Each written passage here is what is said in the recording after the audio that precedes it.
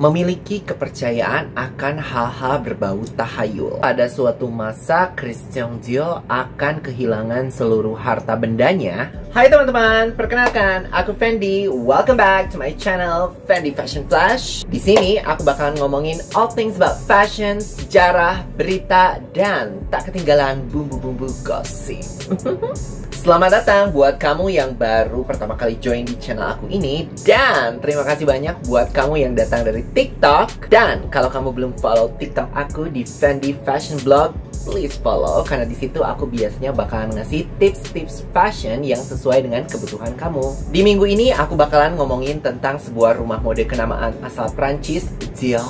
Yang dimana aku udah pernah bahas tentang sejarah singkatnya di TikTok aku. Thank you so much buat kamu yang udah nonton video itu. Tapi untuk di YouTube channel aku ini, aku akan mengungkap sisi lain dari rumah mode ini, tentang sesuatu yang mungkin banyak dari kamu penggemar dari brand Dior yang mungkin belum kamu tahu. So duduk santai, ambil minuman kamu, dan kali ini aku ditemenin sama minuman favorit aku dari Chat Time, yaitu ini adalah Honey Milk Tea. Dan marilah kita semua menjelajah dunia dari Dior yang mungkin belum kamu tahu.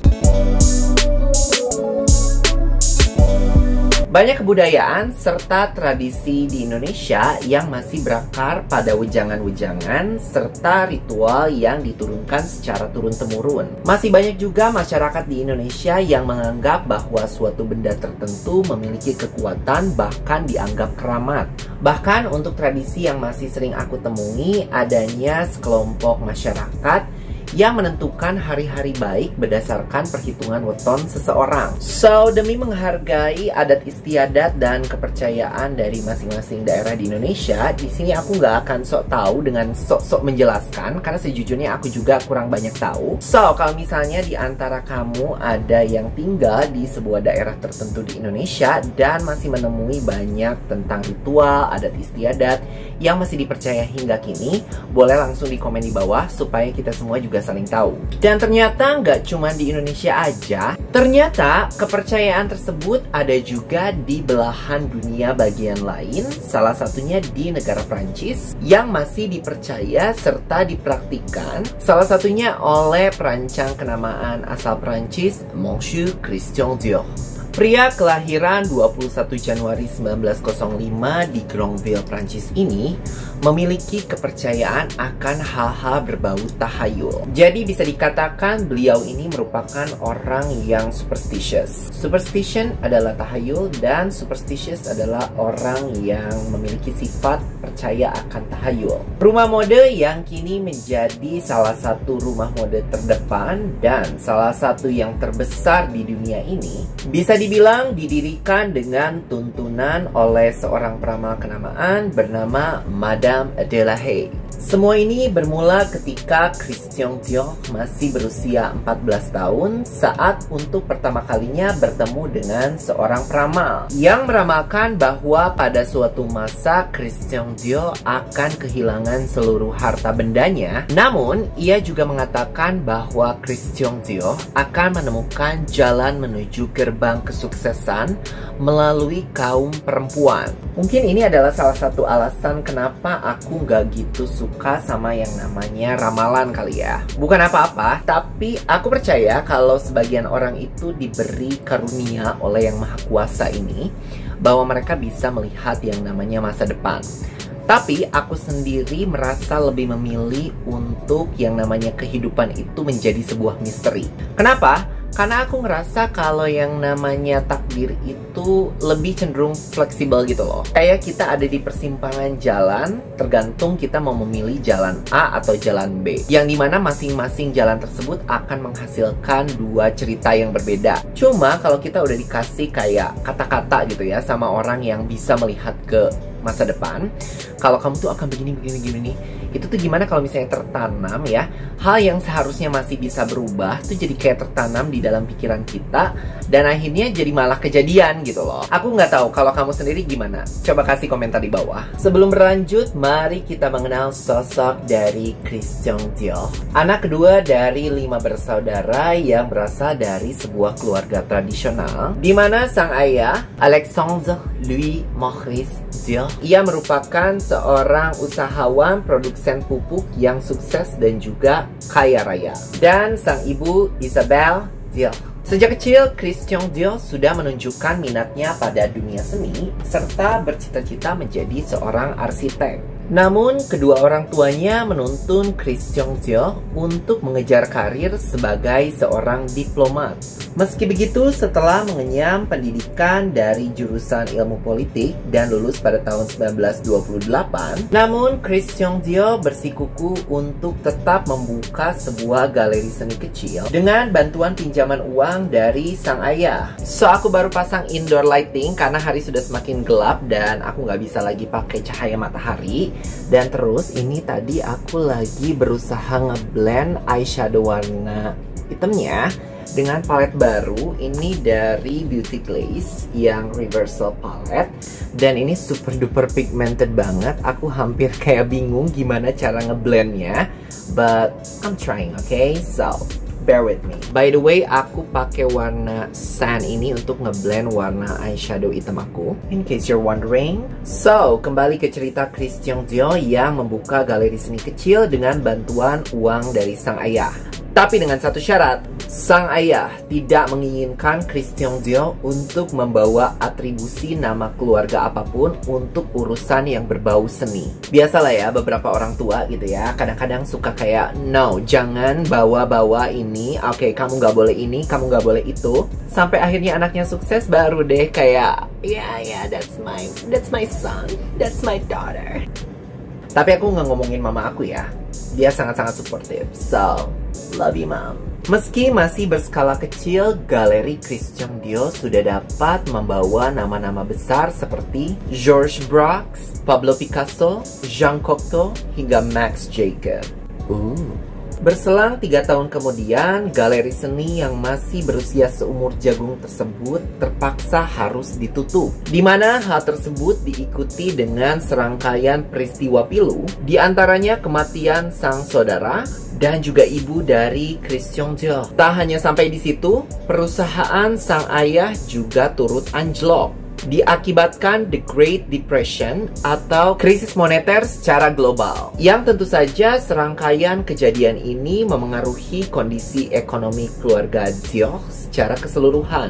Dan dari sini kita sudah bisa mulai melihat ramalan dari sang peramal yang sudah mulai melanda kehidupan Christian Dior. Ia terpaksa harus berjualan sketsa mode untuk menyambung hidup. Sebuah pekerjaan yang mungkin sudah sangat jarang di masa kini, dan mungkin juga di masa itu pekerjaan tersebut juga bukanlah pekerjaan yang menghasilkan terlalu banyak uang. Can you imagine like roda kehidupan di situ kayak benar-benar berputar gitu loh. Namun di sisi lain pekerjaan tersebut berhasil membuka karir dan kesempatan untuk Christian Dior yang kemudian bekerja di sebuah majalah Figaro Illustre. Karirnya terus melambung hingga akhirnya Christian Dior berhasil menjadi asisten perancang di rumah mode couture Robert Piguet. Namun, nasib baik tersebut tidak berlangsung lama karena tidak lama setelahnya Perang Dunia II kemudian pecah. Di mana pada masa itu Dior mengabdi sebagai staf karyawan di Angkatan Tentara Prancis. Christian Dior kembali ke Paris setelah kekalahan Prancis atas Jerman pada tahun 1940. Tak lama kemudian, Dior direkrut oleh rumah mode couture Lucien Lelong. Fun fact! Atau nggak terlalu fun sih sebenarnya. Lucien Lelong, rumah mode tempat Dior bekerja, kerap memproduksi pakaian untuk Nazi. Ironisnya, Catherine, saudara kandung dari Dior, bekerja di lembaga perlawanan pemerintahan Prancis yang berakibat pada penangkapan dan pengiriman Catherine ke kamp konsentrasi Jerman, yang untungnya Catherine bisa berhasil selamat dan kemudian dibebaskan pada tahun 1945. Dan sebagai hadiah dan mungkin juga sebagai permintaan maaf, karena mungkin aku nggak tahu ya gimana Christian Dior pada masa itu. Mungkin dia ada rasa bersalah karena mereka kayak sempat terpisahkan juga gitu loh, kedua kubu yang berbeda. Kamu bisa bayangkan,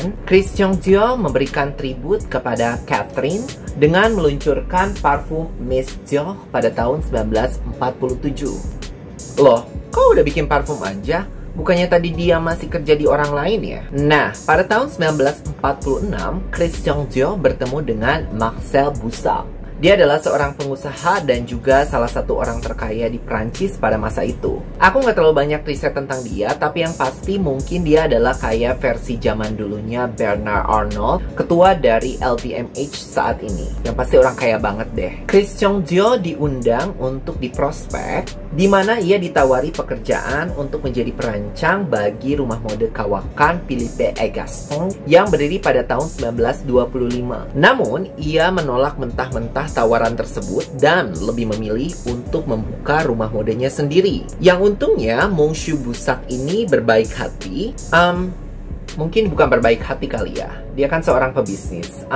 Berbaik hati itu adalah faktor kesekian, tapi lebih tepatnya mungkin dia melihat potensi dari Christian Dior. Marcel Boussac setuju untuk mendanai rumah mode Christian Dior, dan pada akhirnya rumah mode tersebut didirikan pada 8 Desember 1946. Sebuah info yang aku dapatkan ketika dulu aku ada project bareng Dior Indonesia.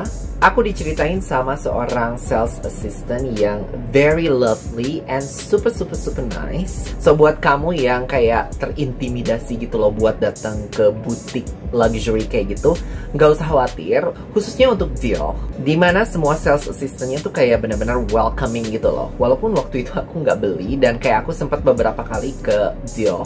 But anyway, aku lupa nama sales assistantnya. I'm so sorry. Itu kayak 2 tahun yang lalu gitu. Jadi dia menceritakan bahwa ketika Monsieur Dior mencari lokasi untuk rumah mode couture-nya, Monsieur Dior ini berjalan di bilangan Avenue Montaigne Paris dan kembali membahas tentang sifat superstitious dari Monsieur Dior, yang ceritanya dia menjatuhkan dan melemparkan sebuah benda yang aku lupa lagi apakah itu sebuah jimat keberuntungan atau cuman sekedar daun. Tapi yang pasti benda tersebut jatuh tepat di sebuah rumah sederhana yang beralamat di 30 Avenue Montaigne. Please kalau ada staff Dior yang nonton video aku kali ini, feel free to correct me di bagian komen. Lalu seolah menjadi sebuah kebetulan, Christian Dior melihat sebuah lambang bintang yang berlokasi tepat di depan rumah tersebut. Dan kemudian sales assistant yang waktu itu bareng sama aku itu menunjukkan serangkaian aksesori yang bentuknya kayak bintang-bintang gitu, dimana dia menceritakan bahwa itu adalah awal mula sejarah dari koleksi-koleksi Dior yang selalu menampilkan bintang. Dan intinya serangkaian kebetulan tersebut semakin membuat Christian Dior berapi-api gitu ya untuk mendapatkan rumah tersebut, hingga akhirnya berhasil meyakinkan Marcel Boussac untuk mengakuisisi rumah yang beralamat di 30 Avenue Montaigne. Dan yang membuat kejadian ini seolah menjadi sebuah kebetulan besar adalah dilansir dari website resmi Dior. Lokasinya sangat strategis dan juga berdekatan dengan sebuah hotel mewah, di mana tempat tersebut berpotensi untuk membuat turis asing dan juga klien-klien orang kaya dapat dengan mudah mengakses butik dari Christian Dior. Tak hanya sampai di situ, konon Christian Dior menggantungkan berbagai keputusan bisnis kepada seorang peramal, yaitu adalah Madame de la Haye yang sempat aku sebutkan di awal cerita tadi. Bahkan dilansir dari Women's Wear Daily, mantan asistennya desainer Pierre Cardin mengatakan bahwa without her, he did nothing. Nothing. Tanpanya, Madame de la Haye, dia, Christian Dior, tidak akan melakukan apapun. Tidak. Dari pernyataan tersebut dia kayak agak marah gitu kali ya. Bisa bayangin gak sih kamu kerjasama sama seseorang yang percaya akan sesuatu yang mungkin tidak dipercayai oleh kebanyakan orang, dan mungkin banyak orang di sana juga kayak nggak punya pilihan gitu loh, karena dia adalah penemu dan juga pendiri dari rumah mode tersebut. Christian Dior juga sangat mempercayai bahwa angka 8 dan juga angka 13 merupakan angka keberuntungannya. Hal tersebut berkaitan dengan pendirian rumah modenya di area ke-8 di kota Paris, di mana hal tersebut mungkin berhubungan dengan struktur jalanan kota di Paris yang aku nggak tahu secara mendetail ya, karena aku nggak tinggal di sana. Lalu juga ia mendirikan rumah modenya pada tanggal 8 Hingga ada sebuah cerita bahwa ia menampilkan koleksi pertamanya dengan bantuan 13 peragawati. Tak hanya pada benda dan juga angka, kepercayaan Christian Dior terhadap tahayul turut disematkan ke dalam koleksinya, di mana ia meluncurkan serangkaian koleksi yang dinamai dengan hal-hal yang berbau tahayul. Beberapa di antaranya adalah Tour de Cartes atau Trick of the Card atau trik kartu. Lalu ada four-leaf clover, di mana jika kita menemukan four-leaf clover atau sebuah tanaman yang memiliki 4 pucuk daun, di mana itu adalah sesuatu yang sangat langka, dipercaya akan membawa keberuntungan. Lalu juga ada koleksi yang bertajuk Card Reader dan juga talisman atau sebuah jimat. Meski menggantungkan hampir sebagian besar keputusan penting kepada Madame de la Haye, bahkan Christian Dior sempat diperingatkan secara keras untuk tidak bepergian ke Montecatini, Italia. Garis takdir kematian seolah tak dapat dielakkan lagi. Pada 24 Oktober 1957 di usia 52 tahun, Christian Dior wafat di perjalanannya, meninggalkan warisan sebuah rumah mode yang masih berjaya hingga hari ini. Kepercayaan Christian Dior akan tahayul terus diinterpretasikan, terutama oleh direktur artistik saat kini dari Dior, Maria Grazia Chiuri. Pada koleksi Couture musim semi dan panas 2021 lalu, Chiuri mengangkat tema Le Château du Tarot atau Istana Tarot, lengkap dengan sebuah sajian visual yang apik berupa film pendek karya Matteo Garrone yang menceritakan perjalanan seorang perempuan muda dalam mencari jati dirinya, di mana dalam perjalanannya ia banyak bertemu dengan banyak tokoh simbolis dari kartu tarot di sebuah istana misterius. Pada tahun 2017, Chiuri juga turut meluncurkan serangkaian koleksi dengan motif pemetaan bintang yang berdasarkan zodiak. Arsitektur dari beberapa butik Dior, khususnya di Ginza, dengan desain ultra modern yang turut dihiasi bintang di bagian puncaknya. Demikianlah sisi lain dari rumah mode Christian Dior yang sebetulnya banyak ditampilkan dalam berbagai koleksi dari rumah mode ini, namun banyak terlewat oleh para pecintanya. Dan kini, setelah kamu mengetahui sisi lain dari rumah mode ikonik Prancis ini, apa pendapat kamu tentang elemen magis dan juga tahayul, elemen yang tak dapat dipisahkan dari Christian Dior? Coba tinggalkan opini kamu di bagian komen, like video ini, dan juga jangan lupa subscribe ke channel aku untuk video lainnya. Dan follow juga aku di TikTok di Fendi Fashion Blog untuk tips fashion yang sesuai dengan keperluan kamu. Semoga bermanfaat, menghibur, dan juga menginspirasi. Sampai berjumpa di video aku selanjutnya.